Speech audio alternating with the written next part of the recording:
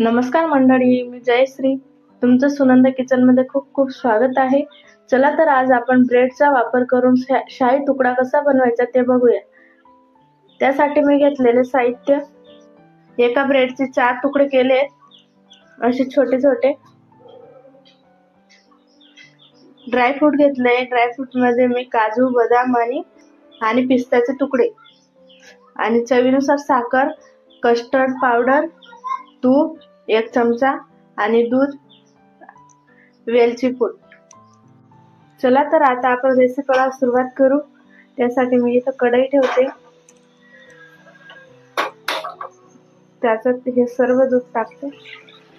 दुधाला उकळी आली की आपण साखर टाकू त्यात. हे बघा, दुधाला मस्त अशी उकळी आली.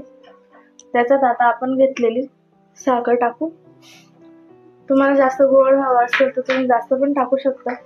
आता 5 ते 10 मिनिट पर्यंत अजून होऊ देऊ. मस्त घट होईपर्यंत थांबू आपण. मग कस्टर्ड पावडर टाकू. त्यात थोडं दूध मिक्स करू. आता आपण हे ब्रेडचे तुकडे ते फ्राय करून घेऊ. इथे मी तेल तापवायला ठेवलंय आणि त्यात 1 चमचा तूप ऍड करणार आहे.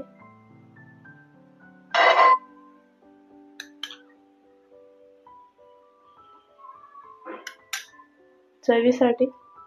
इथं तेल तापलंय. आता आपण हे ब्रेडचे तुकडे फ्राय करून घेऊ. जास्त लालसर होऊ नाही द्यायचे, हलके हलके. हे बघा, अशा प्रकारे फ्राय करायचे आपल्याला. अशा प्रकारे आपण आपले हे ब्रेडचे सर्व तुकडे फ्राय करून घेऊ.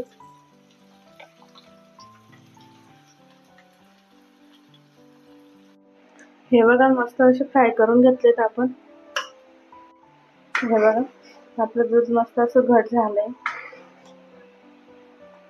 10 मिनिटात. आता आपण हे कस्टर्ड पावडर याच्यात दूध ऍड करून मस्त असं घोटून घेऊ.